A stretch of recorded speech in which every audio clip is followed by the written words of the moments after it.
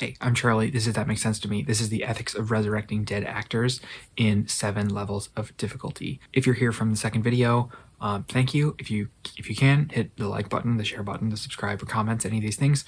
Those help out the channel. These videos are meant to be short, so level 1 is linked below. No recap. Let's go. Okay, the case of digitally resurrecting the Parkland shooting victim seems to make most people's guts twist a little, mine included. Simply put, the dead cannot give consent. It seems intrinsically like a kind of violation. To make a digital double of a murder victim seems to go against a concept of human dignity somehow. The parents think that this was something that he would have wanted, but that might not matter. Maybe it does, maybe it doesn't. We'll discuss as we get to the Whitney Houston case. However, as opposed to utilitarianism, one branch of ethics that we can use to think about this, that is associated with this concept of human dignity, is called deontology. This is a very duty, obligation, prohibition oriented way of doing moral reasoning. It comes from Greek deon, which I've seen translated as like, it is necessary. The ceremony is necessary. The task of ethics, then, says the deontologist, is to use moral reasoning to come up with rules. It is very clean. Find the rule, follow the rule, done. A notable example of how we do this comes from a famous German philosopher called Immanuel Kant. You may have heard of his creation, the categorical imperative. This is a linguistic moral gadget that philosophers use to find rules. The categorical imperative says that to answer moral questions, we have to ask, is this something that we would want everyone to be able to do in society? If you want to lie, you have to first consider, do I want to live in a society where everyone is allowed to lie? If you want to steal, you must first consider if you want to live in a world of thieves.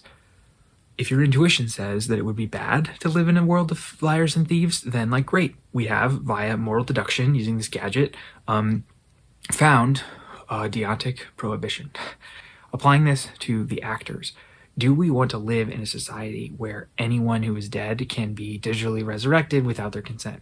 Where not just Disney and Parkland parents, but anyone can puppeteer a binary facsimile of a corpse for profit?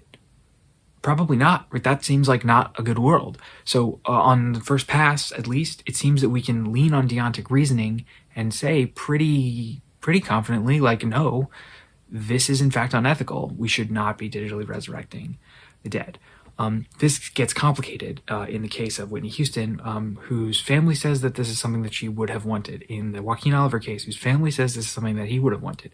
So how do we make sense of that? How does deontic reasoning make sense of cases where the exception is seemingly allowed? This is currently being used in the minimum wage debates. The argument from a deontic perspective is that it is a violation of human dignity to pay someone a poverty wage, and therefore we shouldn't do it. So opponents of raising the minimum wage, in order to like not look awful, have to do moral sleight of hand.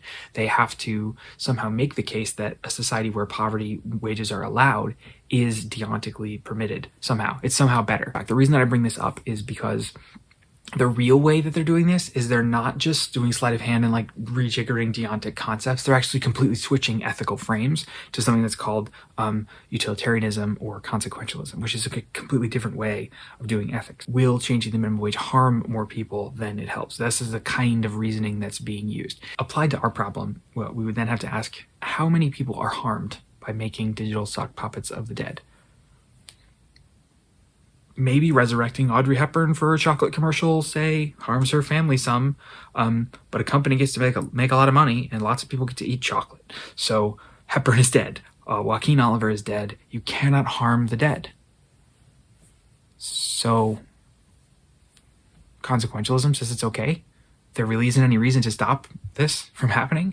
If that sounds wrong to you, you're not alone. It sounds wrong to me too, and there's some pretty important reasons why even consequentialism will prohibit this. We'll get to that in level 3, where we will discuss less theoretically 2 products. One from Microsoft that allows you to make a chat bot of the dead.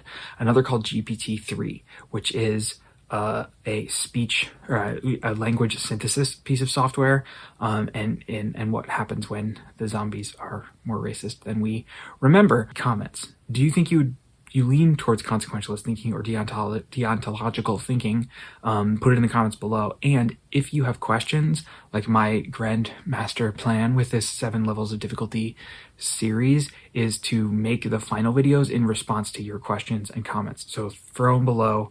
I'll be sure to respond to them as much as I can in the upcoming videos. As a way to say thank you, I'm going to start uploading most videos to Patreon before I post them here. Patreon, if you don't know, is a way to support small creators like me and help us build independence from advertising revenue from YouTube. If you have seen my algorithmic radicalization video about Dylan Roof and Safiya Noble, then you will know that the reasons that that is something that I value. So thank you if that's something you're even willing to consider. All the links are below. Okay, thanks. I'll see you in part 3. This work was done with great affection and care.